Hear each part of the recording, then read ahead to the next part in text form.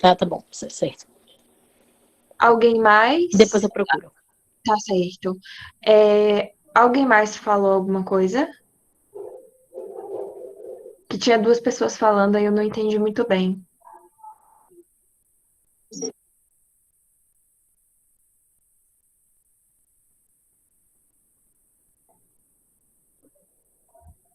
O de água é aquelas equações de vazão da.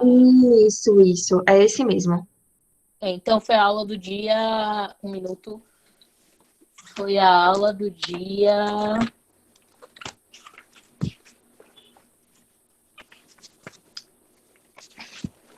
Do dia 20. Que você mencionou a vazão média, vazão de água tratada. Isso. Pronto. É isso aí. Aí também vocês vão dimensionar a caixa d'água. Que é o de hoje. Não, que foi o da semana passada. Lembra que é 1/3 da vazão do dia de maior consumo. Então, a aula da semana passada também faz parte. Isso. Alguém mais tem alguma dúvida, gente, que começou?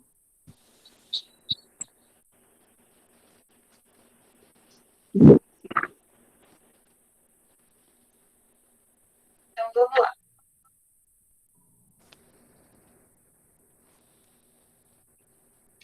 Só relembrando um pouquinho que a gente viu semana passada, né? A gente já começou a ver o esgoto, e aí pensando na rede de esgoto, né, a gente vai ter as ligações domiciliares. A ligação domiciliar é uma canalização que vai sair, né, da nossa casa e vai ir até a rede coletora. Lembre-se que a nossa casa pode ser um prédio, por exemplo, e um prédio tem várias casas. Então, aquele prédio a gente vai entender como uma economia só, certo?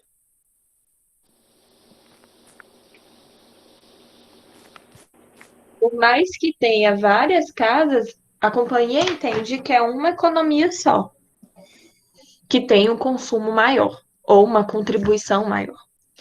Então, aqui a gente tem a ligação domiciliar, depois a rede coletora, que vai receber a contribuição domiciliar, tá? Várias redes coletoras chegam até o coletor-tronco e vários coletores-tronco chegam até o interceptor. Lembrando que no coletor-tronco não tem contribuição nenhuma, certo? E nem o interceptor. O interceptor é uma canalização que vai pegar todos os coletores tronco e vai levar até a estação de tratamento de esgoto. Lá na estação de tratamento de esgoto, como o nome já fala, né, vai fazer o tratamento deste efluente, vai melhorar a qualidade deste efluente e daí então vai fazer a disposição final. Lembrando que a companhia de saneamento, ela é responsável desde o momento que coleta o esgoto na casa do cliente até o momento que ela despeja esse efluente num corpo d'água. Inclusive, ela é também responsável pelo corpo d'água. Se der algum problema nesse corpo d'água, a responsável é ela.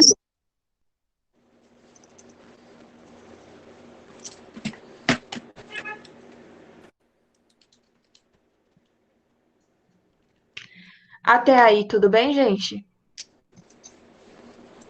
Lembrando que a rede coletor, o coletor tronco e o interceptor não trabalha sob pressão, ok? Eles trabalham sob influência da gravidade. Por que isso? Porque se por um acaso quebrar essa tubulação, não vai dar merda, literalmente, né? Então, por isso que aqui a gente trabalha, tá? com um conjunto livre, com escoamento livre, nada com escoamento sob pressão. O único momento que a gente tem escoamento sob pressão é quando a gente tem uma elevatória. E a gente só coloca uma elevatória quando é estritamente necessário. E, de preferência, a elevatória, se possível, ela não deve passar no meio da rua. De novo, porque se der algum problema, se estourar aquela canalização, né, não vai ser uma fonte de esgoto, tá bom?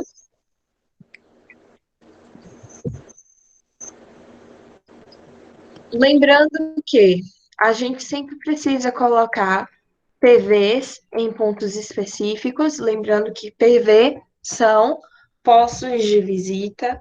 Para que servem os postos de visita? Para permitir a visita do colaborador, tá? A gente também pode ter caixas de ligação, podemos ter também terminais de limpeza, postos de inspeção, que sifão vestido, passagem forçada, enfim, a gente pode ter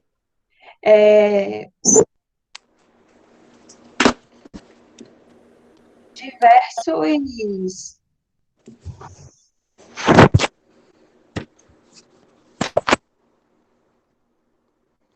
A gente pode ter diversos instrumentos espalhados por nossa rede, tá? Tudo isso para facilitar a manutenção e a limpeza. Além disso, existe uma velocidade mínima e uma velocidade máxima aqui na nossa rede coletora, no coletor tronco e no interceptor. Por que isso? Porque a gente está trabalhando, tá, com escoamento livre, ou seja, a gente não tem nada sob pressão. Isso quer dizer que a minha tubulação, ela trabalha até com 75% da sua seção transversal cheia, não passa de 75%.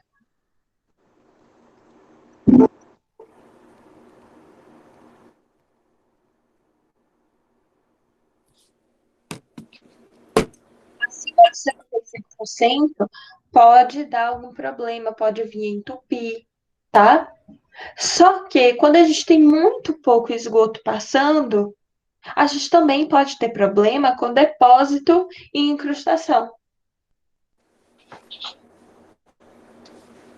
Olha só. Quando a gente pensa na concepção da rede coletora de esgoto, ou seja, a rede coletora de esgoto, ela não existe ainda, tá? Ou seja, a gente vai criar uma rede coletora de esgoto. Para a gente criar essa rede coletora de esgoto, o que é que a gente precisa, certo? A gente precisa prever as vazões. Para a gente prever as vazões, a gente precisa saber qual que vai ser a população atendida. Mas que população é essa que vai ser atendida? A gente vai ter duas populações atendidas. A população de início de plano e a população de final de plano. Quer ver um exemplo bem claro disso? Santo Antônio, há 30 anos atrás, quantas pessoas moravam aqui?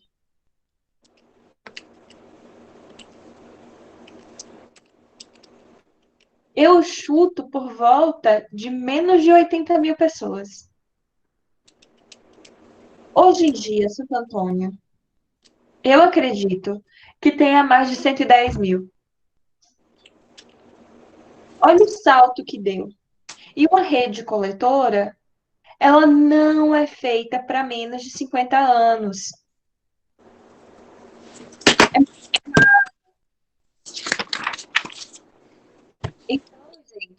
Quando a gente pensa na população, a população inicial dificilmente será igual à população final, a não ser, obviamente, que seja aqueles conjuntos residenciais controlados, tipo Minha Casa Minha Vida, que não vai aumentar,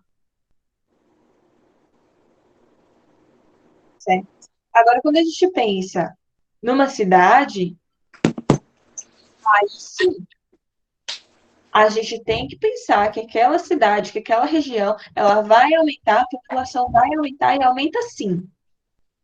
E aí, é porque nem sempre você consegue prever de forma adequada.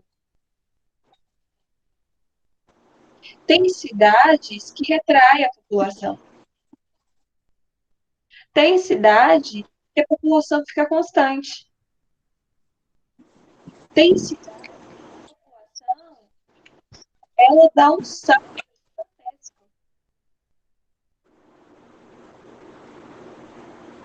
Tem população que a cidade, que a população ela vai subindo, descendo, ela vai oscilando ao longo do tempo. Então, isso precisa ser observado. Além disso, também é necessário, né, se observar a construção de grandes contribuidores, grandes contribuições singulares, como é o caso de indústria, Natulab, o Hospital Regional, aquele Luiz Argolo, o shopping. Tudo isso são vazões, são contribuições pontuais que a gente deve levar em consideração. E que há 30 anos atrás, possivelmente, nem se cogitava a construção.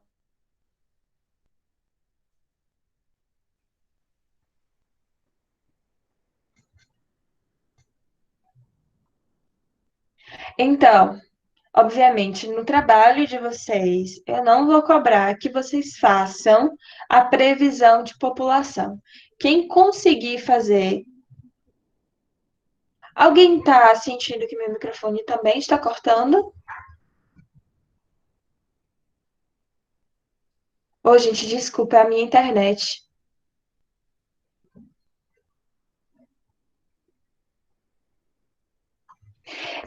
Eu vou fazer o seguinte: eu vou sair da sala e vou voltar, tá? Ninguém sai, por favor.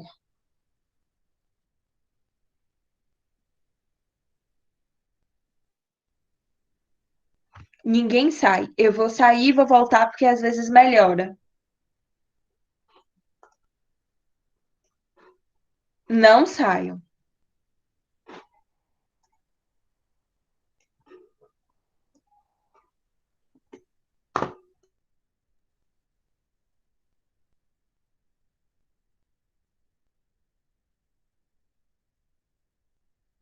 E aí, sai todo mundo.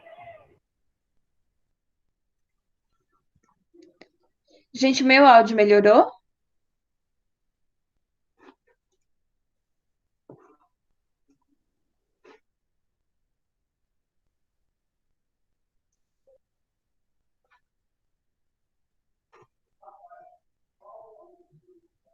Beleza. Eu vou continuar. Qualquer coisa vocês sinalizam, tá bom? Por favor. Eu vou voltar a falar sobre a população. Aí qualquer coisa vocês falam. Então, a população inicial, ela é diferente da população final. A tendência natural é que a população de alguma região, de alguma cidade, é que cresça, certo? Veja bem o exemplo de Santo Antônio de Jesus. A população de Santo Antônio de Jesus, nos últimos 30 anos, aumentou muito. Eu creio que tenha aumentado muito mais do que 30 mil pessoas. Salvador também aumentou, tá?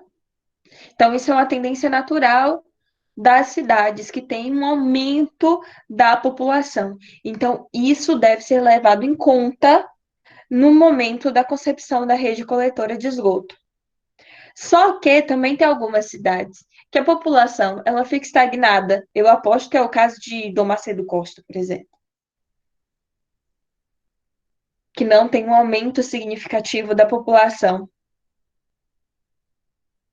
Ou então que você tem uma retração do número de pessoas morando naquela região. Isso já aconteceu.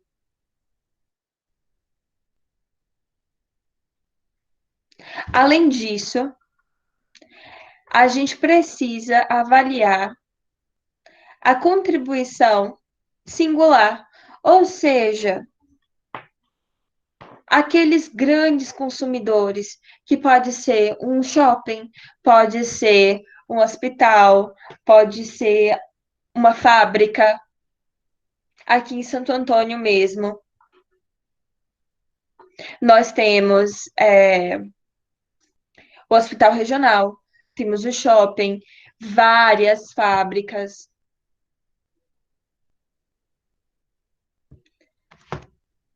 Tudo bem até aqui, gente? Com relação ao trabalho, eu não vou pedir para vocês fazerem um estudo da população a ser atendida, tá? Mesmo porque eu não disse como é que a população iria crescer ou retrair ao longo do tempo. Tudo bem?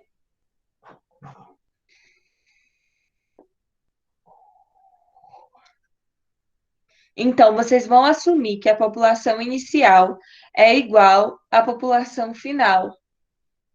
Se alguém quiser se aventurar e quiser pegar algum estudo e dizer que a população ela aumenta como uma equação do primeiro grau, também pode, tá?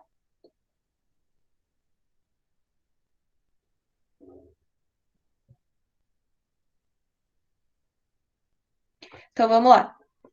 Seguindo aqui, depois da gente ter avaliado a população e ter observado os grandes contribuidores singulares, a gente precisa conhecer a topografia da região.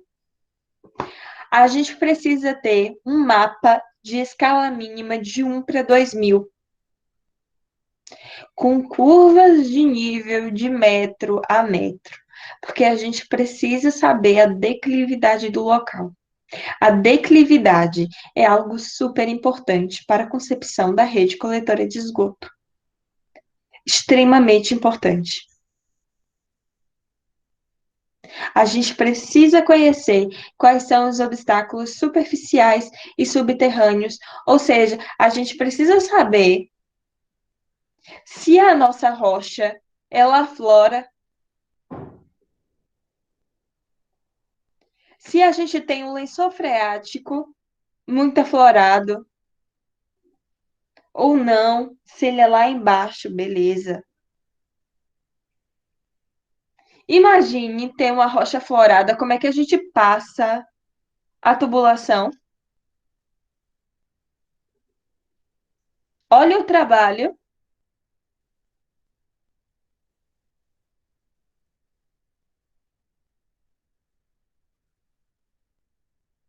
porque vem um caso bem simples disso, Milagres. Aquela cidade inteirinha tem rocha florada. Como é que traça uma rede coletora de esgoto por ali?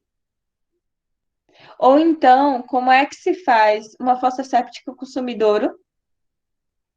Eu acho que você não consegue cavar 3 metros.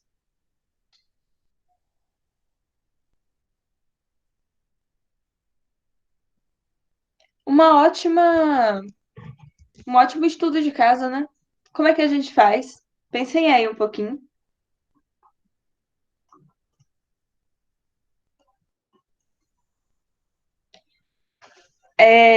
Quando a gente pensa na profundidade dos coletores de esgoto,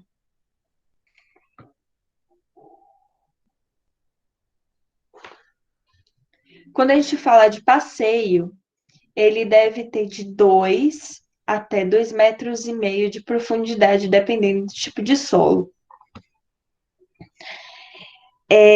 Quanto mais argiloso o solo, mais aflorado, mais próximo da superfície a gente pode deixar. Mas mesmo assim, a gente ainda coloca numa profundidade bem considerável. Olha só, 2 metros é muita coisa. Tudo isso para evitar contaminação da água potável e também para evitar que qualquer dano que venha a existir nessa tubulação venha acarretar qualquer tipo de problema para o ser humano, para a saúde pública, né, de forma geral. Porque imagina a quantidade de problema em termos de saúde pública que a gente não pode ter se tiver o rompimento de uma rede dessa de esgoto. Não só em termos de saúde pública, mas como também em termos de chateação mesmo, né? Quem é que vai ficar satisfeito sendo que na porta da sua casa teve um rompimento do coletor de esgoto? Que maravilha!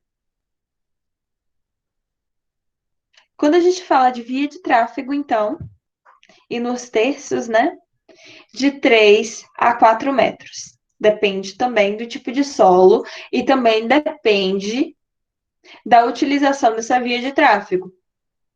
Quanto maior o fluxo de carros, maior é a profundidade. Ou seja, mais proteção eu tenho que dar àquela minha tubulação.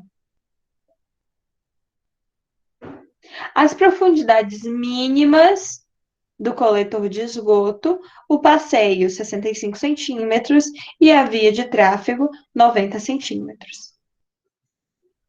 Lembrando sempre que o coletor de esgoto precisa estar abaixo, tá, da rede de distribuição de água, nunca acima, por motivos óbvios. Se o coletor de esgoto vier a ter algum problema, não vai contaminar a água potável. Dúvida, gente? Carol, eu tenho uma dúvida, mas foi porque me surgiu agora na cabeça, mas não tem a ver com o assunto. É sobre aquela questão da fossa séptica ter que estar longe de qualquer lugar que jorre água, não é? Isso. Vamos fazer a situação minha. Aqui a gente tem poço artesiano. Eu não sei se é a mesma coisa da fossa séptica. Quantos metros o poço artesiano tem que ficar longe de qualquer lugar que tenha, por exemplo, uma fossa séptica, ou algum lugar que tenha detritos, tipo um cemitério? 15. 15 metros. Cemitério é mais. Cemitério tem que ficar do lado de fora da cidade. Mas, no caso, o cemitério é no fundo da minha casa. A sua casa não pode ter água. Tipo, você não pode pegar água para consumo. Entendi. Você pode utilizar essa água, por exemplo, para rega de jardim, para descarga, para lavagem de pátio, entendeu? Nem para lavagem de pátio eu recomendo, porque tem contato direto com a pele. Mas só para essas coisas assim que a gente não tem contato, sabe? Mas para qualquer outra coisa, eu acho que pode não ter problema. Mas para consumo, não. E a norma, ela recomenda o seguinte: se você tem algum poço que você pega essa água para uso de alguma forma, tá? O ideal é que fique pelo menos 15 metros de distância de uma fossa séptica. Com relação a cemitério, a distância é bem maior. Por exemplo, Cruz das Almas, que o cemitério está exatamente no centro da cidade. E a cidade inteira tem poço. Na verdade, o centro inteiro ali tem poço. Eu falo porque eu já morei ali. E o povo usa água para beber. Não, para beber aqui a gente não usa. Pronto. Então, aquela água tá toda contaminada, entendeu? Eu não recomendo. Para tomar banho também eu não recomendo. Para lavagem de roupa também não. Para cozinhar também não. Sabe? É só para esse uso bem, tipo, da descarga, lavagem de jardim, essas coisas.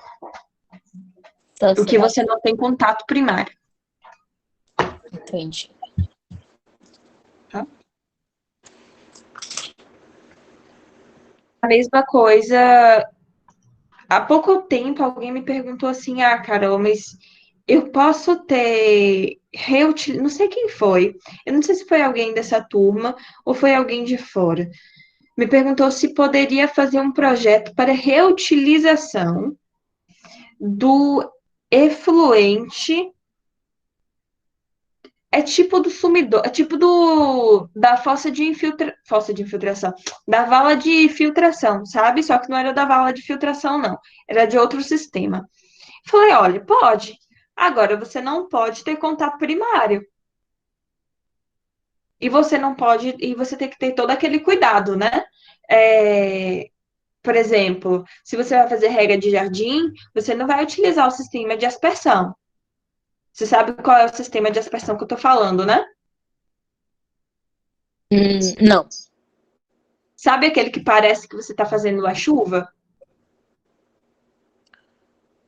sei, agora sei. Pronto, é esse daí.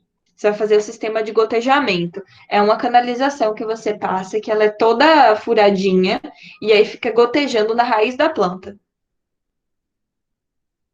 Ela gasta menos água e, apesar dela ser mais feia, digamos assim, mas ela evita o contato primário com qualquer pessoa. Então é isso que eu recomendo.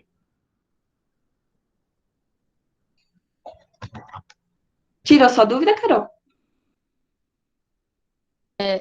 Sim.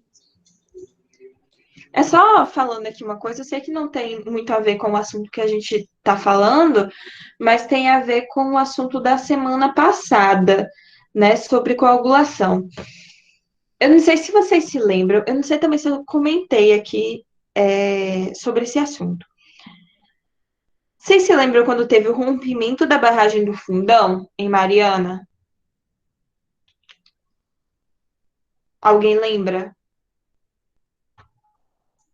Que foi aquela barragem da Vale. Mais alguém lembra? Que contaminou o Rio Doce todo.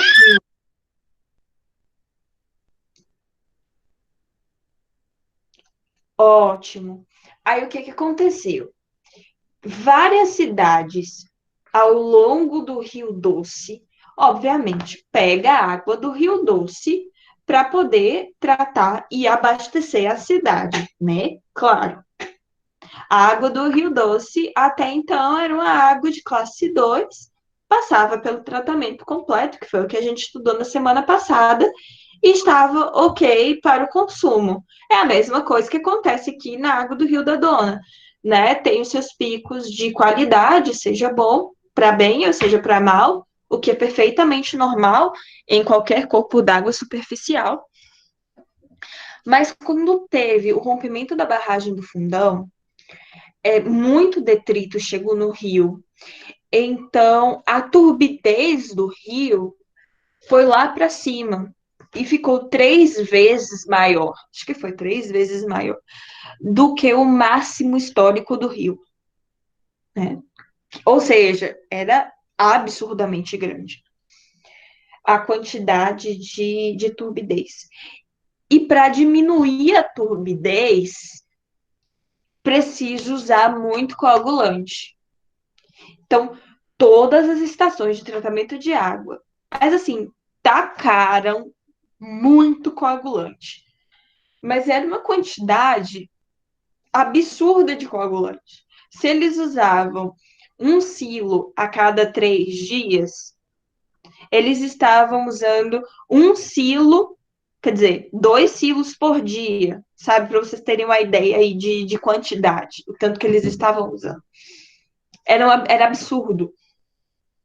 E aí o povo da cidade ficou sabendo, os pessoais das cidades que usavam água, né?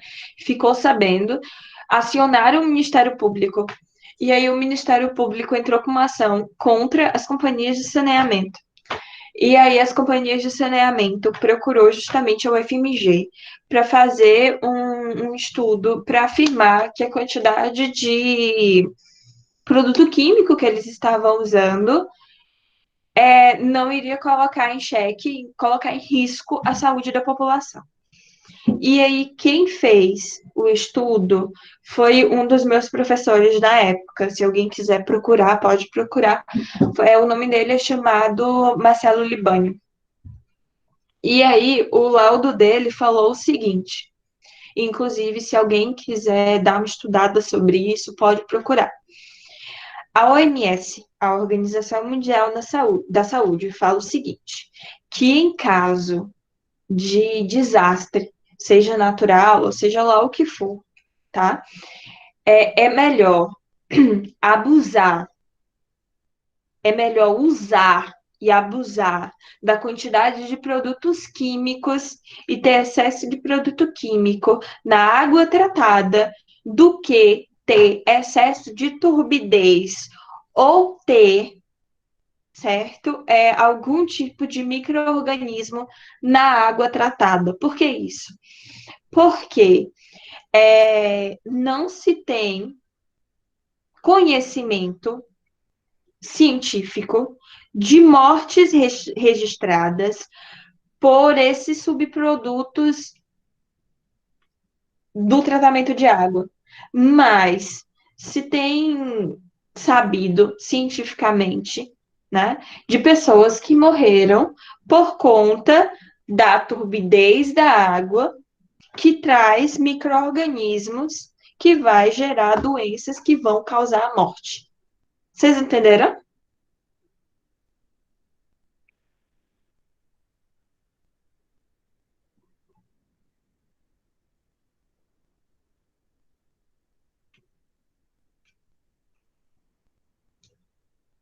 Vocês entenderam, gente?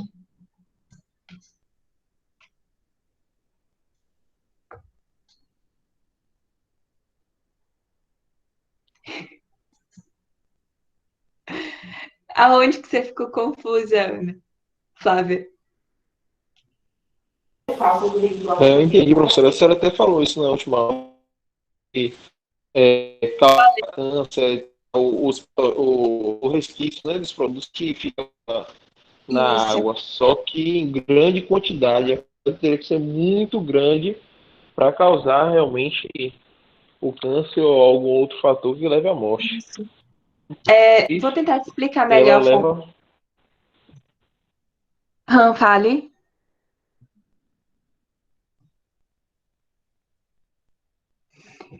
É o seguinte, você tem 2 opções quando você tem algum tipo de problema desse na água.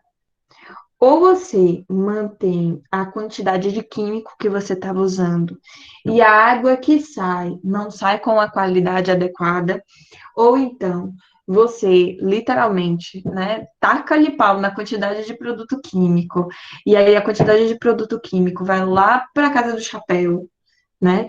E a qualidade da água sai adequada, mas com resquício de produto químico, né? Você tem essas 2 possibilidades. Ou não adequada, mas sem produto químico, ou adequada e com produto químico. E aí a população, a galera descobriu que estava tendo produto químico, até pelo gosto que muda, né? E acionou o Ministério Público. Aí o Ministério Público foi e pediu um relatório. E aí o professor falou o seguinte, segundo o Ministério da Saúde não, a OMS, né, a Organização Mundial da Saúde, ele fala o seguinte, que é preferível que a qualidade da água esteja ok e com produto químico, com resquício de produto químico, do que a qualidade da água está ruim e sem produto químico. Por que isso? Porque não se sabe de pessoas que morreram por resquício de produto químico, mas se tem conhecimento de pessoas que morreram porque a água não foi bem tratada, por conta de micro-organismos presentes na água. Entendeu? Beleza. Isso é super importante que fique claro na cabeça de vocês, porque em um momento de tomada de decisão, faz o quê? Produto químico. O importante é que a água saia com qualidade adequada, independente da quantidade de produto químico que você vai usar.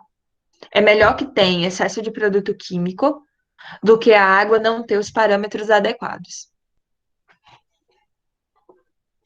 E lembrando, a estação de tratamento de água, né? Só falando aqui um pouquinho de água, ela sabe exatamente o que está acontecendo no tratamento, desde a entrada até a saída, porque ela tem um cronograma de avaliação dessa qualidade de água muito bem feito. Isso porque o Ministério da Saúde, isso é o Ministério da Saúde mesmo, tá? Segundo a portaria 2914, se vocês, eu mostrei para vocês semana passada. Se vocês quiserem fazer o download, pode fazer, tá de graça na internet. Essa portaria 2914, ela mostra qual que é o cronograma de avaliação da qualidade dessa água. Se eu não me engano, é turbidez, cor e teve, acho que cloro também, precisa fazer a cada 2 horas. Ou seja, de 2 em 2 horas. O rapazinho de lá da estação de tratamento de água vai, pega uma amostra de água e vai fazer a análise. E eu já vi isso. Eles têm uma planilha prontinha, a cada 2 horas, tudo pronto, tudo bonitinho. Quando eu fazia coleta para o meu doutorado, eu ficava lá na ETA, esperando. Na hora que eles falavam assim, ó, vou fazer a coleta de água. Aí eu aproveitava e coletava a minha água também. Porque aí eu aproveitava algumas análises que eles faziam e anotava também. Então, eles têm isso tudo pronto. Beleza, gente?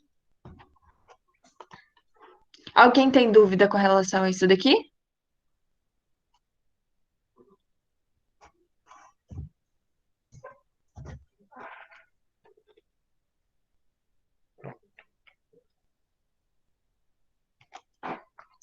Ok, vamos lá.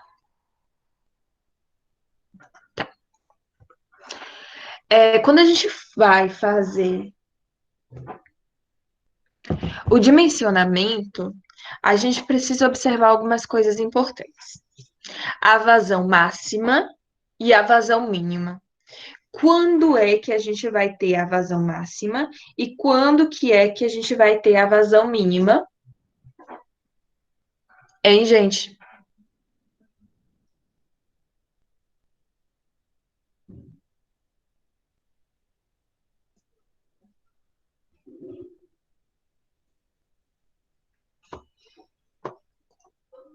Em que época da vida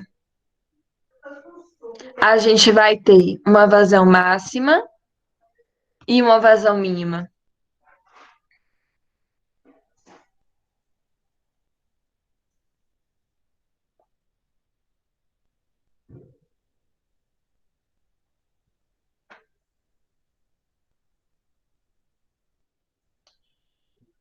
Hum, não, não é bem por aí não, Breno.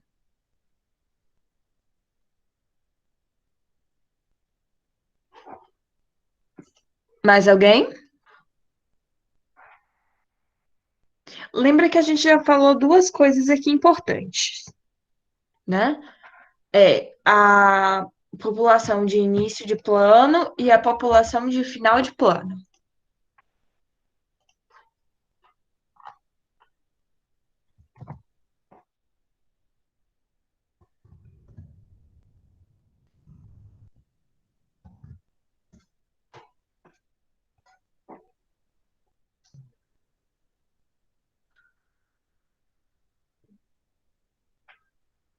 E aí, gente?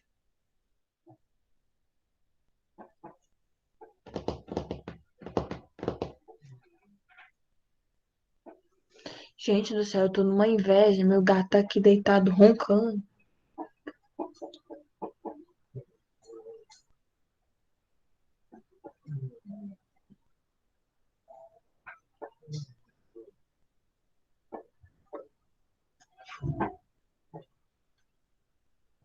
Sim, Breno. É exatamente isso. A vazão máxima a gente vai encontrar no final do plano. Naquele dia de maior consumo. Aqui em Santo Antônio, o dia de maior consumo é o dia de São João. Já a vazão mínima, a gente vai encontrar lá no início do plano. Perfeito. Isso tem a ver, né, com a população atendida. De novo, vazão máxima vai ser aquela vazão que a gente vai encontrar lá no final do plano, certo? Naquele dia ou naqueles dias de maior consumo. Enquanto que a vazão mínima a gente vai encontrar no início do plano, tá? Tanto a vazão mínima, ela é importante para a gente, porque pode ter depósito de material na nossa canalização, como também a vazão máxima, ela é importante, ela vai ser crítica, porque a gente pode trabalhar sob pressão. Então, a gente vai ter dois mundos aí. Um, onde a tubulação pode ser muito grande, e o outro, onde a tubulação pode ser muito pequena. Certo? Então, o regime de escoamento, ele vai ser livre, certo? Nos coletores e nos interceptores. Ele vai ser forçado quando existe a necessidade nos sifões invertidos e nas linhas de recalque. Certo? Quando tem a necessidade.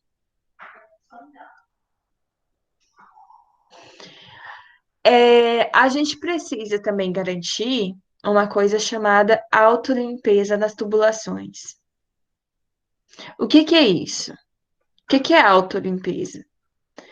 A gente tem que garantir uma declividade mínima, que vai gerar uma velocidade mínima de transporte, onde nenhuma matéria sólida vai ficar depositada no fundo, ou seja, vai ficar parada.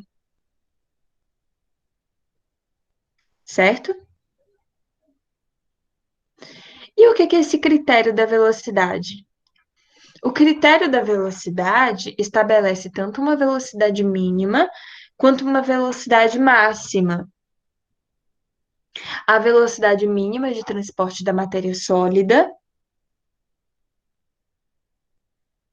que é a velocidade tal que garanta que a lâmina mínima sempre atendida, ou seja, que eu não vou ter esse depósito lá no fundo, super importante. E o critério de tensão trativa. Olha só, antigamente a norma ela trazia o critério de velocidade mínima. Hoje em dia a norma ela só traz o critério de tensão trativa.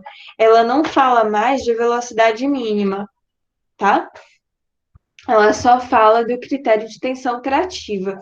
O que é esse critério de tensão trativa? A tensão trativa é a tensão que a água tem de fazer o carreamento desse material sólido, tá? Vai ser a tensão tangencial exercida pelo líquido escoando sobre a parede do tubo, onde o valor crítico da mesma, denominado tensão trativa crítica, é aquele valor mínimo capaz de iniciar o movimento das partículas depositadas nas tubulações. A gente já usa esse critério, né, de tensão proativa ao invés de utilizar esse critério de velocidade mínima para garantir a autolimpeza das tubulações. Ok? Para a gente garantir tanto o critério de tensão atrativa quanto de velocidade, a gente precisa ter uma declividade mínima associada, tá? A gente tem duas formas de conseguir essa declividade mínima, ou a gente tem a do terreno. Se o terreno ele for muito plano e não me atingir a velocidade necessária, então eu procuro outros meios, tá? Como aumentar a minha declividade. Com muita parcimônia, porque senão eu vou ter que aumentar muito, vai chegar um ponto que eu vou ter que aumentar muito a minha declividade. E lembrando que eu não posso passar, tá? De 4 metros quando eu falo de vias de tráfego. De tráfego. Tráfego é outra coisa. E por fim, a velocidade máxima. O nome já fala por si só, né? A velocidade máxima, ela deve ser obedecida. Porque quanto maior a velocidade, maior é a abrasão, ou seja, maior é o atrito que tem entre o esgoto, entre o material do esgoto com o material do tubo. Então, quando você tem essa abrasão, né, quando você tem esse atrito, você pode promover o desgaste mais rápido do material, o que não é interessante. Então, a gente precisa promover uma velocidade máxima, tal qual não cause um deterioramento muito rápido nos tubos. Lembrando que o esgoto, vocês devem saber isso muito melhor do que eu, né? Vocês serão engenheiro civil. O esgoto é um ambiente de muita agressividade ao concreto. E de maneira geral, né, quando a gente fala de interceptor e tudo mais, a gente não fala de PVC. A gente está falando geralmente de um tubo de concreto, né? Então, muito cuidado com o concreto que vai ser utilizado e tudo mais. Ele precisa ser todo reforçado, essas coisas, para que ele tenha uma vida uma vida útil um pouco mais prolongada.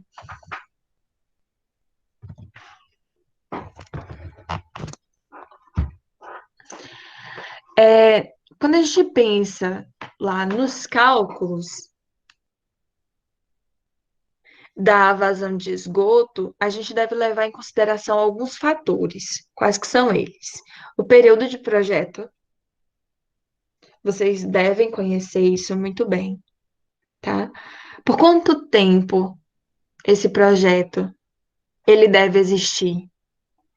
Geralmente as obras sanitárias, né, elas têm uma vida útil de em torno de 50 anos. Elas são projetadas para 50 anos. Só que aqui no Brasil, por mais que elas sejam projetadas para 50 anos, a gente sabe que elas suportam muito mais que 50 anos, né? 50 anos é a vida útil mínima delas. E vão andar aí por mais 50 anos, às vezes até sem nenhum tipo de intervenção. Entrega a Deus e vamos lá. Mas é isso. Quando a gente vai fazer os cálculos para uma obra sanitária, a gente faz pelo menos algo pensando em 50 anos, tá? Porque o gasto é muito alto. Prevenção da população de projeto e densidade demográfica, muito importante quando a gente fala de densidade demográfica, certo? Estimativa de vazão. Óbvio, a estimativa de vazão ela vai depender da previsão da população e também vai depender do consumo per capita. Além disso, vai depender das projeções da companhia de saneamento, Por exemplo, aqui na Bahia, a gente assume que 80% da água que é ofertada ao consumidor retorna para a companhia de saneamento em forma de esgoto. Eu acho que foi Anderson que ficou meio atabalhoado com o valor, né? Não me lembro se foi ele. Mas 80% da água volta para a companhia de saneamento como esgoto. Então, a companhia de saneamento cobra a população 80% da água como esgoto, óbvio. Já a CETESB, né, que é a Companhia de Água e Esgoto de São Paulo, se eu não me engano, CETESB não, a, acho que é CETESB, não sei, não lembro, cobra 100%. Então, isso é algo que a companhia de saneamento precisa ter em mente, se vai aumentar a porcentagem de retorno ou não. Em São Paulo, eles assumem que 100% da água que eles entregam volta. Em alguns outros locais, assumem que 90% da água que entrega volta. Aqui a gente ainda assume que 80% da água que é entregada volta. Então, a conta de esgoto é 80% da conta de água. Logo, se você paga R$ 100 de água, você vai pagar R$ 80 de esgoto. Além disso, o consumo per capita ele pode aumentar ao longo do tempo, né? Mas pelo aumento da qualidade de vida da população, pelo, pelo aumento do PIB também, tudo isso influencia no aumento do consumo de água. Na facilidade de obtenção desses créditos para compra de eletrodoméstico. Teve uma época que a gente estava tendo vários tipos de incentivo fiscal para a compra de lavadoras e eletrodoméstico mesmo, né? E aí os eletrodomésticos estavam realmente bem mais baratos e com possibilidades de compra muito melhor. Então, várias pessoas que tinham um poder de compra um pouco mais baixo conseguiam comprar. Hoje em dia, nem tanto, até pela condição econômica do Brasil. Mas a gente estava conseguindo, né? Então, naquela época, o consumo de água com certeza aumentou. Isso se reflete até hoje. Os recursos disponíveis para a concepção do projeto, né? Os humanos, econômicos e ambientais. É exatamente aquilo que eu sempre falava, que eu sempre falo. A água que a gente quer com a água que a gente tem, com as condições que a gente tem. Não adianta a gente ter um tratamento excelente e ele ser extremamente caro e ser completamente inviável. Simplesmente não vale a pena. Não dá certo.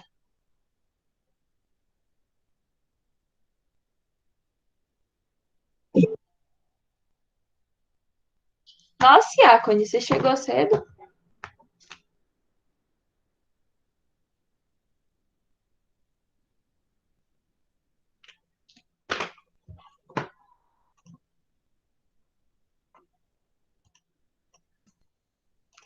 Vamos lá, o período do projeto, né? A gente deve sempre estabelecer visando a economia da implantação e operação do sistema.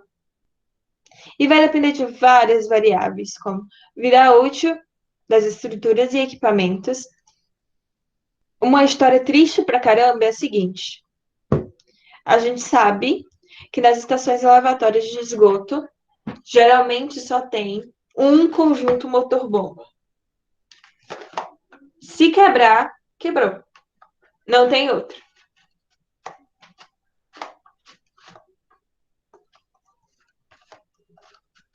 E aí, faz o quê? Dificilmente a companhia de saneamento vai ter dinheiro para comprar outro.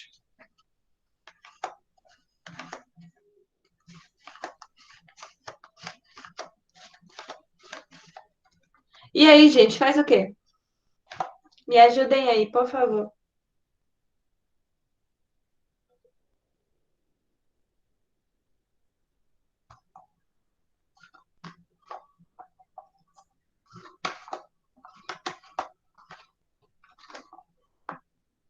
Gente do céu. Vocês são, viu? Pelo amor de Deus, vamos participar.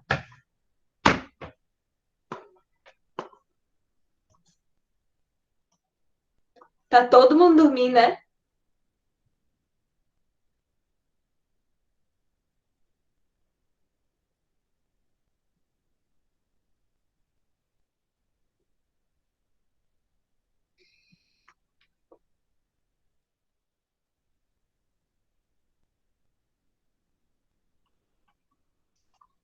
Eu sei, Vitória. A resposta de Anderson foi ótima. N.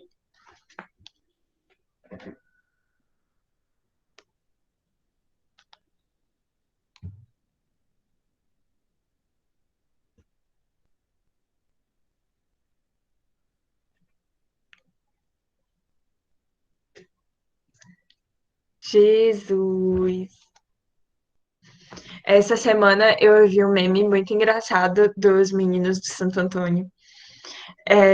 Aí tinha assim, um negócio, quando a aula começa, aí tinha uma mãozinha no negocinho da internet, derrubando a internet, sabe? Eu arrebanho.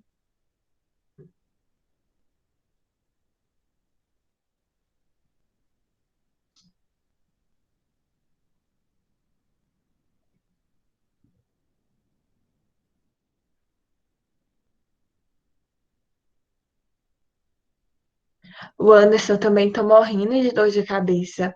Minha cabeça chega tá latejando, mas se eu tomar meu remédio, é daqui pra cama. Então, eu só posso tomar remédio depois que eu acabar a aula. Que eu só vou acordar amanhã e olhe lá.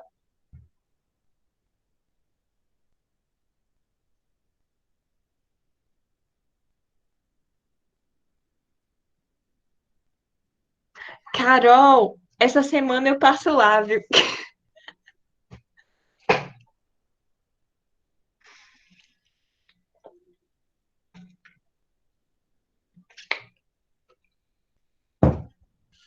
Gente, vamos voltar aqui. Sem brincadeira. Então é todo mundo com dor de cabeça?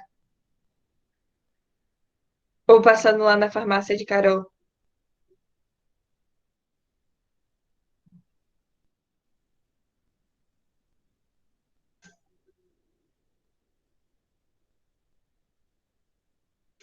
Gente, hoje tá terrível. Aqui em casa tá todo mundo com dor de cabeça. As 4 pessoas que moram aqui, tá? As 4 pessoas com dor de cabeça.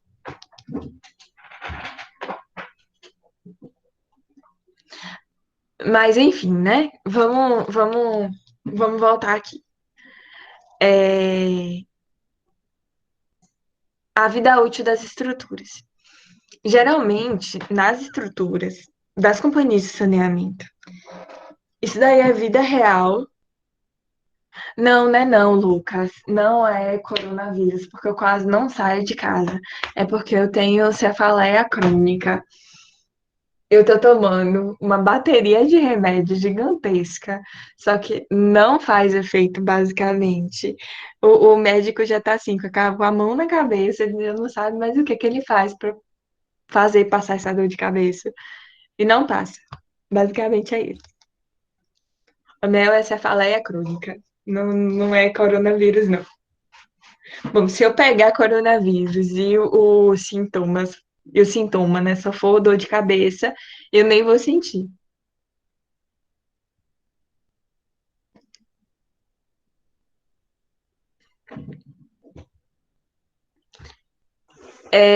Mas vamos voltar aqui, né? Vamos voltar aqui para ver se a gente acaba hoje um pouquinho mais cedo para eu liberar vocês e vocês começarem não, né? Continuarem a tratar do trabalho. Com relação à vida útil das estruturas. Isso é fato na maioria das companhias de saneamento. Eu não sei se vocês sabem, mas geralmente elas trabalham no vermelho. Infelizmente, real é essa, né? Então, quando a gente pensa em manutenção dos equipamentos e das estruturas, isso fica um pouquinho comprometido. Então, eles literalmente esperam quebrar para poder consertar nas coxas, quando dá. Quando não dá, aperta um pouquinho e vê o que acontece. Então, essa história é muito complicada. Então, sempre que a gente pode não utilizar equipamentos, né, que necessitam de muita manutenção, que necessitam de um cuidado todo especial, é bom, tá? Facilidade ou dificuldade de ampliação das obras. Tá mais para dificuldade do que facilidade. Real é essa. Tá mais para dificuldade do que para facilidade. A situação do saneamento do Brasil, como a gente já tinha estudado um pouquinho antes, é essa. Não tem facilidade, tá? A população cresce, que a gente sabe, tem muita tendência a crescimento, principalmente na região um pouco mais pobre, um pouco mais carente, que cresce mesmo, geralmente desordenadamente, e o saneamento tem muita dificuldade em chegar, em abraçar essas regiões, tá? Forma de pagamento dos empréstimos e financiamento contraídos, porque dificilmente essas empresas têm dinheiro em caixa para poder investir. Comportamento das obras durante os anos iniciais, que são um dos mais críticos, quando as vazões são inferiores ao dimensionamento, tá? É por isso que, geralmente, quando a gente fala de projeto de saneamento, a gente sempre fala em etapas, a gente nunca faz ele de uma vez só. Por conta exatamente disso, as vazões elas geralmente são inferiores ao dimensionamento. Se a gente faz ele todo de uma vez só, a gente tem a tendência de ter uma vazão muito pequena inicial e comprometer a característica do nosso projeto.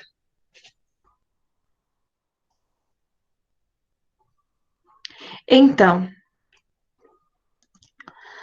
o que acontece? Quando a gente faz a previsão da população, né, a gente tem várias maneiras de a gente fazer essa projeção.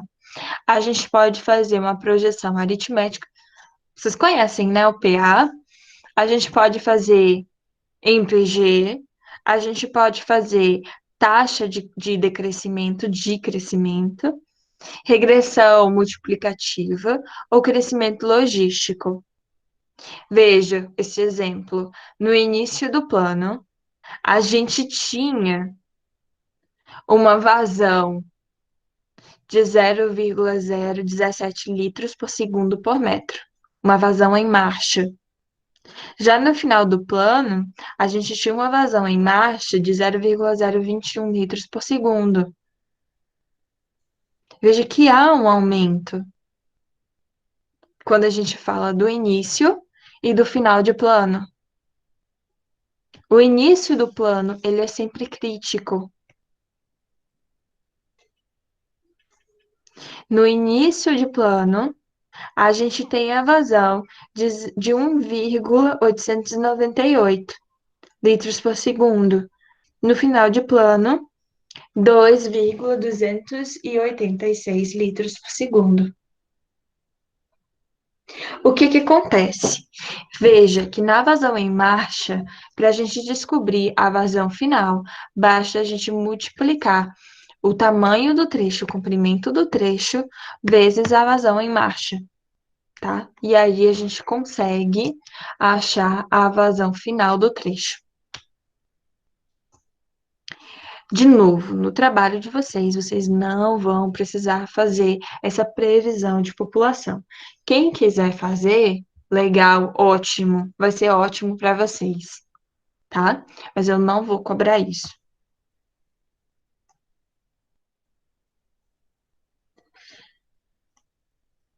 Na água, a gente não tinha as vazões.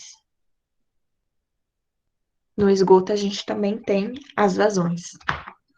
A gente tem várias vazões que, somadas essas várias vazões, tá? Essas várias parcelas, a gente vai encontrar a nossa vazão de esgoto, que vai chegar lá na nossa estação de tratamento de esgoto, lá na nossa ET. O que chega na nossa ET é o quê? É isso daqui, ó. Então, Q é igual a vazão doméstica, que é QD, mais a vazão de infiltração, que é o QINF, mais a vazão singular, né? A vazão concentrada, que é o QC. A vazão doméstica é referente à vazão nossa, que nós geramos. O nosso setor gera. A vazão de infiltração, poxa, a gente sabe que não é uma tubulação de PVC, né, que vai fazer o transporte dessa vazão. Geralmente é uma tubulação de concreto, e esse concreto ele não é completamente permeável. Então tem sim uma entrada de água de fora para dentro, certo? Que a gente vai chamar de QINF. E, por fim, que é a vazão de infiltração, né? Do lençol para dentro da tubulação. E, por fim, a vazão concentrada ou vazão singular, tanto faz. Isso daqui vai ser referente a um shopping, a um hospital, a uma fábrica. Pergunta, por favor, me respondam, me ajudem, porque eu já estou ficando rouca aqui.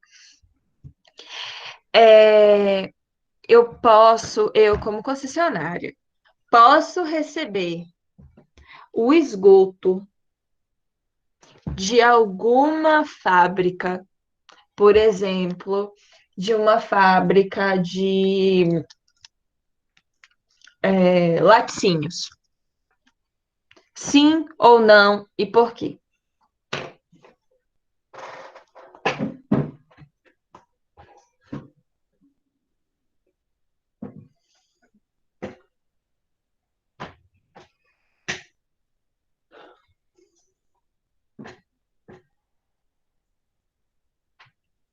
Ei, gente, aqui está falando de vazão concentrada. Essa vazão concentrada pode ser de um shopping, de um hospital, de uma fábrica. Eu posso receber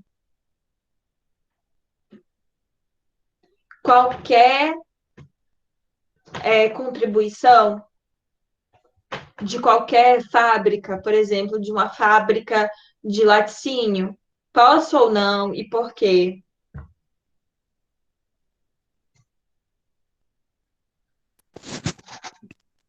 Eu acho que não, porque uma fábrica, a quantidade de produtos químicos presente nos detritos vai ser muito grande. Eu acredito que seja isso. Perfeito, Anderson, obrigada. Obrigada. Exatamente, não pode. Não pode. Só pode receber se a qualidade do efluente dessa fábrica for semelhante à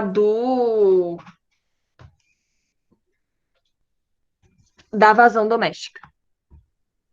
Se a qualidade do efluente industrial foi igual à da qualidade da vazão doméstica, então pode receber. De outra forma, não pode. O que acontece? O que algumas fábricas fazem? Fazem um pré-acondicionamento do efluente em loco, melhora a qualidade do efluente em loco e depois manda para a Embasa acabar o tratamento. Ou seja, deixa o efluente com características de efluente doméstico e manda para a Embasa. Outra opção, aqui na Bahia, o que não acontece em outro estado. Eu não sei se vocês já ouviram falar em um lugar chamado Cetrel. Alguém já ouviu falar na Cetrel?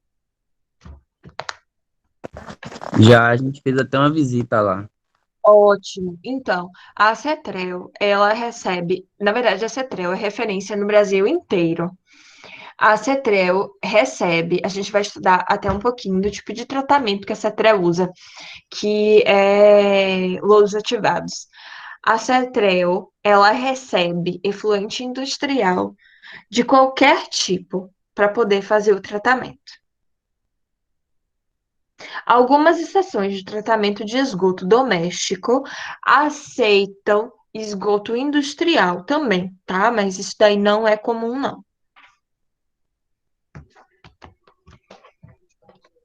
Teve uma vez, teve uma vez não, na vez que eu fui levar os meninos de saneamento na estação de tratamento de esgoto daqui de Santo Antônio de Jesus, tava tendo segundo o moço que estava recebendo a gente, né? Na verdade, foi até um engenheiro. Ele desconfiava que estava tendo despejo de efluente industrial ilegal de alguma limpa-fossa. Se estava de verdade ou não, difícil de saber, porque a gente não estava na elevatória. Mas ele estava dizendo que estava tendo sim, porque a coloração, e realmente a coloração e o odor estava muito diferente da coloração e do odor de um efluente de esgoto doméstico normal, sabe? Então, ele estava desconfiando disso. Anotaram isso daqui, gente? A vazão do esgoto doméstico é igual perdão, a vazão de esgoto vai ser igual à vazão de esgoto doméstico mais a vazão de infiltração mais a vazão de esgoto concentrado. Então, a gente tem algumas coisas que a gente deve levar em consideração, segundo a NBR 9649.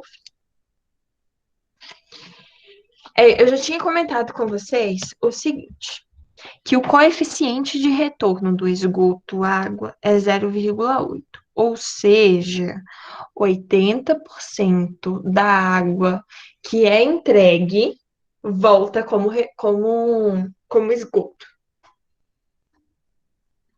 20% dessa água ela é perdida, seja mantida como água no nosso corpo, né?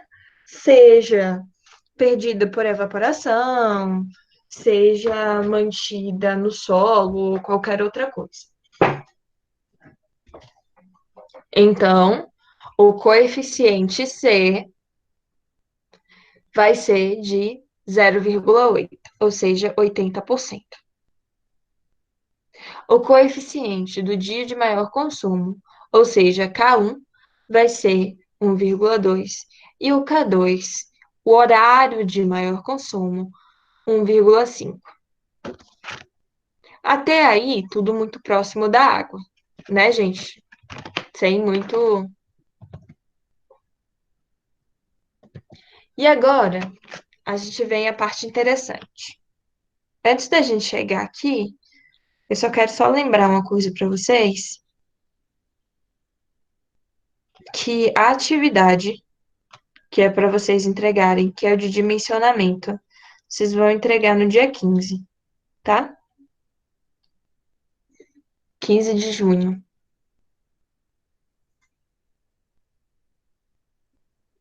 Anotaram, gente? 15/6, certo?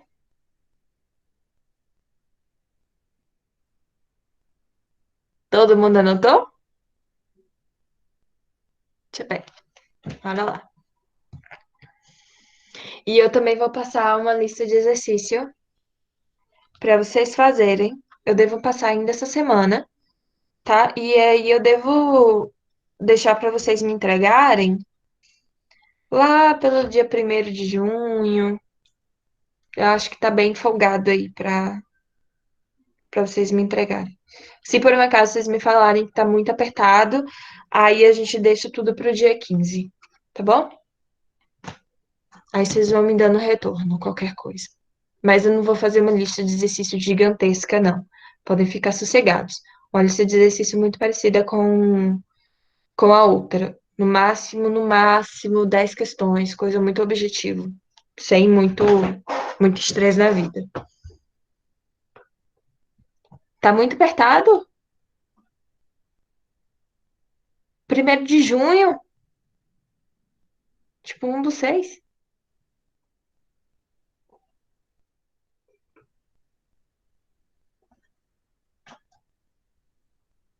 É porque tem TCC, professora. Tem também que a gente tem que fazer basicamente um TCC também de construção 2, tem atividade de fundações. Tá, a gente tá abarrotado aí Tá, então eu coloco por uns tudo pro dia tempos. 15, pode ser? Ótimo, já melhora. Tudo pro dia 15. Não deixem nada para cima da hora. Daqui a pouco eu paro a aula para vocês fazerem o trabalho. Veja que eu tô sempre deixando um tempinho depois da aula para vocês fazerem o trabalho, para depois ninguém falar que eu tô largando tudo para cima da hora, ou então, né? Carol, como é que vai ser a divisão da nota da atividade da unidade e a lista de atividade? Cara, eu tô pensando algo em torno de 6,4 ou 7,3. Uhum. Não vai ser nada muito diferente disso, não. 6,4 ou No 7,3. caso, o trabalho valeria a maior parte, é isso? Isso. Aí, olhem só, vamos voltar aqui, né? As vazões domésticas, como é que a gente calcula, tá? A gente vai calcular separadamente, tanto a vazão doméstica inicial quanto a vazão doméstica final. Por que isso? Porque a população diferencia, né? Assumindo que a gente tem uma população inicial e uma população final. A vazão média inicial vai ser igual ao C.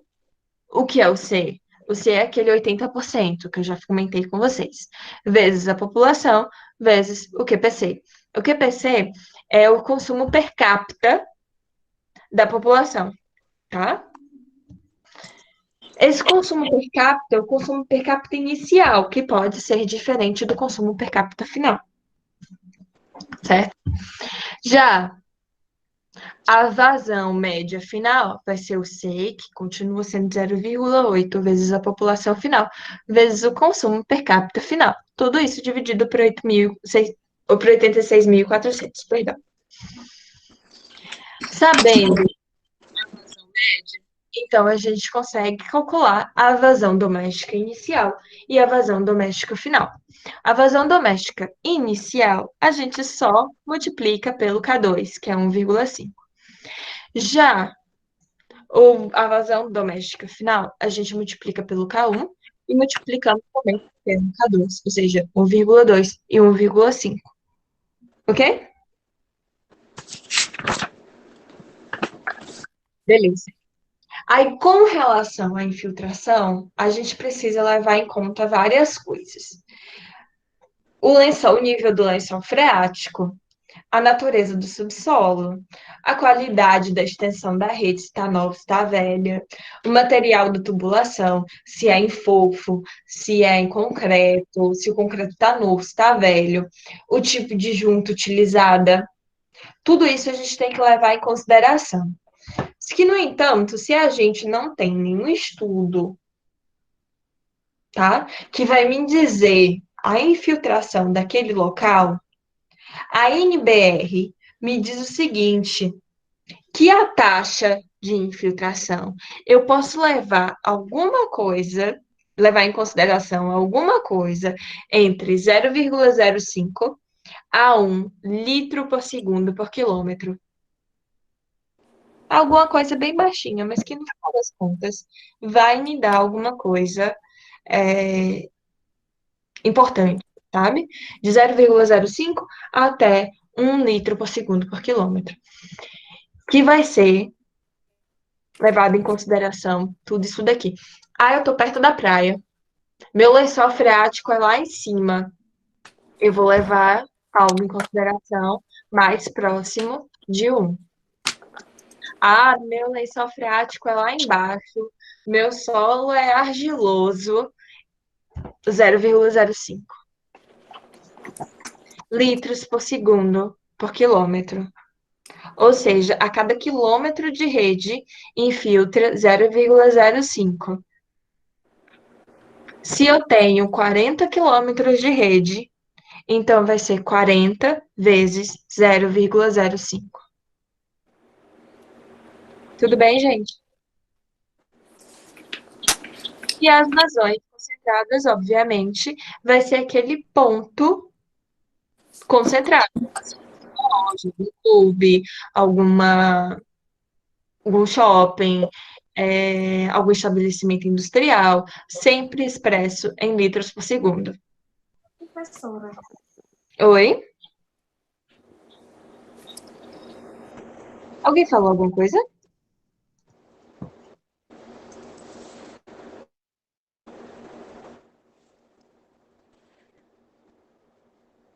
Tá.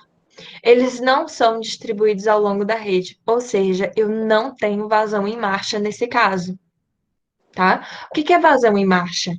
É quando eu pego a minha vazão e distribuo ao longo da rede, ou seja, eu pego a minha vazão e divido pelo comprimento da rede, tá? É exatamente isso daqui que é a vazão em marcha, tá? Vamos lá. Eu vou fazer esse exercício, o próximo exercício, e aí eu vou liberar vocês para fazerem o trabalho, tá bom? Para vocês fazerem essa parte do trabalho, que é calcular todas as vazões. Gente, façam, usem esse momento com sabedoria, pelo amor de Deus. Vou abrir aqui um arquivo do Word.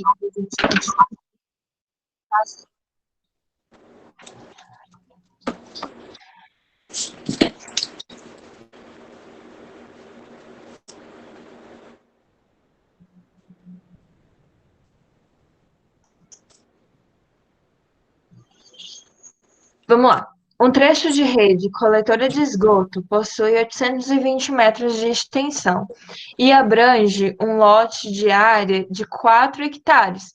Qual que é o comprimento médio dos tubos? Bem simples, né? O comprimento médio dos tubos vai ser 820 dividido por 4.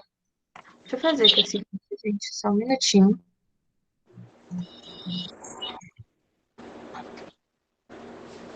Vocês conseguem ver minha tela?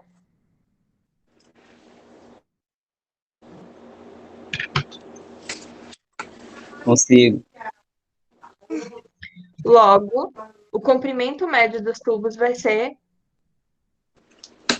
205 metros por hectare.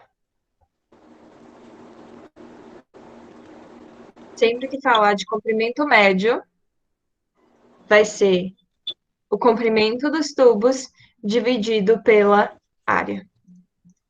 Dúvida, gente?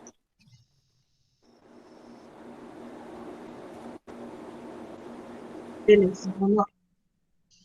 A cidade de Candeias possuía em 2010 uma população de 83.158 habitantes, com densidade demográfica de 32,18 habitantes por hectare. Sua empresa foi contratada para projetar e construir uma ampliação do sistema de esgotamento sanitário da cidade para atender um loteamento de 12 hectares. Calcule as taxas de contribuição a serem adotadas na rede e a vazão concentrada para esta nova área, adotando-se os parâmetros indicados abaixo, além do que prevendo a instalação de um hospital que contribuirá com 1,98 litros por segundo, consumo per capita de 200 litros por habitante dia, o coeficiente de contribuição K1,2 e K2 1,5, coeficiente de retorno 0,8, taxa de infiltração 0,5 litros por segundo por quilômetro e comprimento médio dos tubos 200 metros por hectare. 5 minutinhos para alguém tentar fazer, por favor.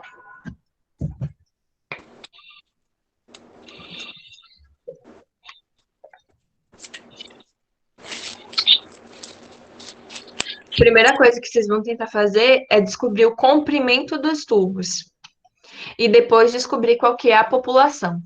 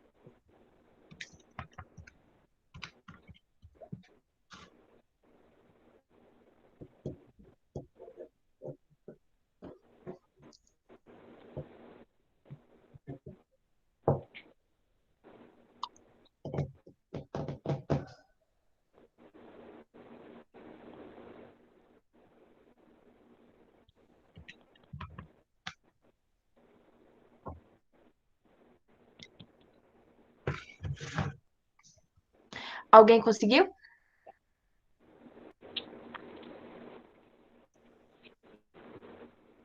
Alguém conseguiu? Tentou?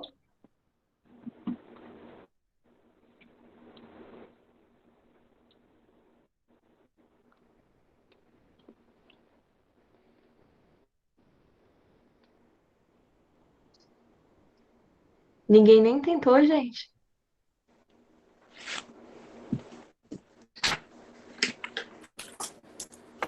Ô, Pro, vou ser sincera, eu não tentei, não. Tá bom, vamos lá. Vamos tentar então fazer aqui essa questão. Eu vou apagar isso daqui porque é muito bobinho. Pronto. Eu tô aqui prestando atenção para entender bem. Beleza. Vamos lá, então. Seguinte, primeira coisa que a gente vai fazer é descobrir o comprimento dos tubos, tá? Se eu deixar nessa letra, vocês conseguem enxergar? Tá de boa. Tá ótimo, Pro. Vai ser, então, 200, tá? Vezes a área, que é 12 hectares. Olha, porque é 200 metros por hectare. Se eu tenho 12 hectares, então vai ser 200 vezes 12. Então, 200 vezes 12, que dá 2.400 metros de tubo, ou seja, 2,4 quilômetros, ok? Agora eu vou calcular a população. A população vai ser a minha densidade, que é 32,18 habitantes por hectares, vezes 12, tá? Mesma coisa, olha. 32,18 habitantes por hectares, vezes 12 hectares. Então, fazendo isso daqui na calculadora, vai dar 386,16 habitantes. Obviamente, não existe 386,16 habitantes, né? Eu tenho 387 habitantes, não é isso? Agora eu vou calcular a vazão média. O que é a minha vazão média? A minha vazão média vai ser igual ao C vezes a população vezes o QPC, dividido por 86.400. Então, vai ser 0,8 vezes 387, que é a minha população, vezes o QPC. Qual que é meu QPC? Meu QPC é o meu consumo per capita, que é 200 litros por habitante por dia. Então, vezes 200, é isso? É. Dividido por 86.400. Poxa, eu tinha que fazer isso tanto para a população inicial quanto para a população inicial. Tanto para a população inicial quanto para a população final, perdão. Só que tanto a minha população inicial quanto a minha população final são iguais. Então, a minha vazão média inicial quanto a minha vazão média final vão ser iguais, tá? Então, 0,8 vezes 387 vezes 200 dividido por 86.400 vai dar, então, igual a 0,72 litros por segundo. Essa daqui, então, é a minha vazão média. Agora, eu vou calcular, olhem só, a minha vazão inicial e a minha vazão final. A minha vazão inicial, basta eu multiplicar pelo K2, que é só multiplicar, então. A minha vazão doméstica inicial vai ser multiplicar 0,72 vezes 1,5.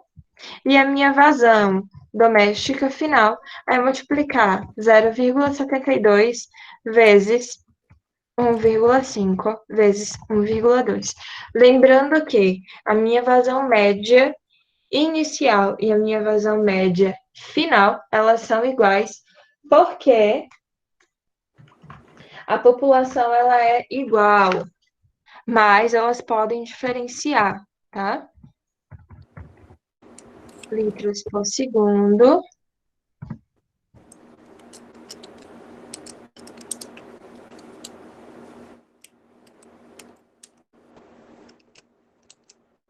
Litros por segundo. Agora eu tenho a minha vazão doméstica. Me tira uma dúvida rapidinho. A vazão média, inicial e final, elas são iguais porque a população tem a mesma quantidade de pessoas. Isso. E também meu Mas QPC por que é pode- igual. E por quê? Quando pode ser diferente? Quando a população e o QPC forem diferentes. Não, eu sei, mas é porque a senhora falou assim, a população é igual, mas pode ser diferente. É, Entendi. Acho que tá. neste caso aqui, a população ela é igual, mas Sim, eventualmente a população ela pode ser diferente, entendeu? sim, entendi. Tá. Olha só, vamos calcular agora o QINF, tá? O QINF vai ser igual a 0,5 litros por segundo por quilômetro vezes 2,4 quilômetros,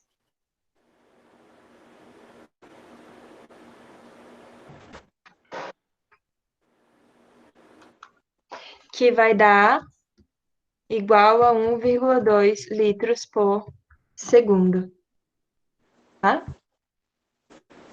Então, é esse meu QINF.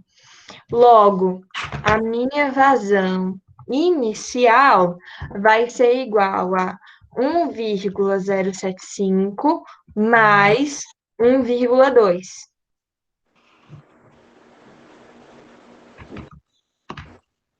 que vai ser igual a 2,275 litros por segundo.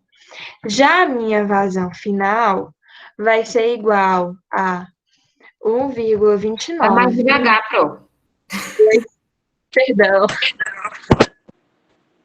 mais QIF, que vai ser 1,2, mais a vazão concentrada aqui do hospital, que vai ser 1,98 litros por segundo. Então, eu vou tomar isso daqui tudo. 1,29 mais 1,2 mais 1,98, que vai ser igual a 4,47 litros por segundo. Aí, para eu achar a vazão aqui, né, em marcha, basta pegar esses dois aqui e dividir por 2,4, e basta pegar esses dois aqui e dividir por 2,4. E aí eu consigo achar a minha vazão em marcha.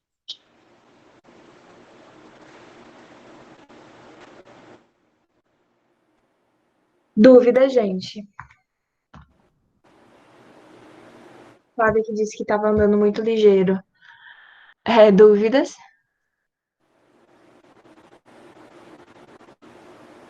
Ô, Pro, volta pra questão, rapidinho aí.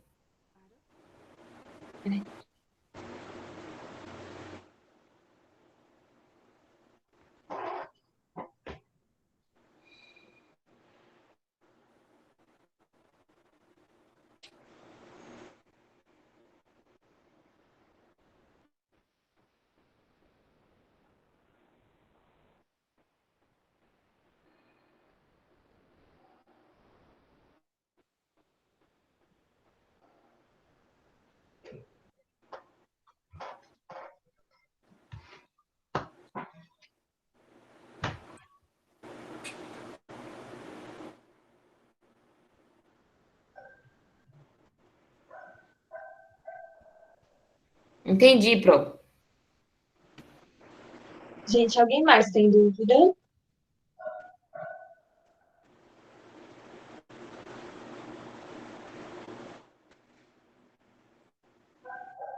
Dúvida, gente? Ah, só tem esse exemplo. Deixa eu ver se tem aqui alguém falando alguma coisa. Não. Beleza, são 9 horas. Geralmente a gente leva até a aula às 9h30, né? Então eu vou deixar essa meia horinha aí para vocês fazerem essas mesmas contas, essa mesma linha de raciocínio lá no trabalho, tá bom? Eu vou ficar aqui até às 22 para quem tiver dúvida, poder tirar a dúvida, tá bom? Então, use esse tempo com sabedoria. Professora, tem como a senhora deixar na tela essa conta aí, só diminuir o tamanho e deixar a folha inteira na Claro, tela? claro.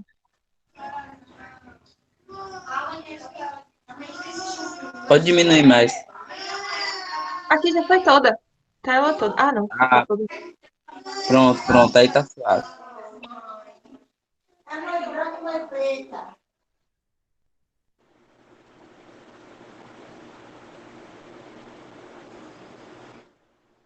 Então, gente, quem não tiver dúvida, pode começar a fazer o trabalho, tá bom?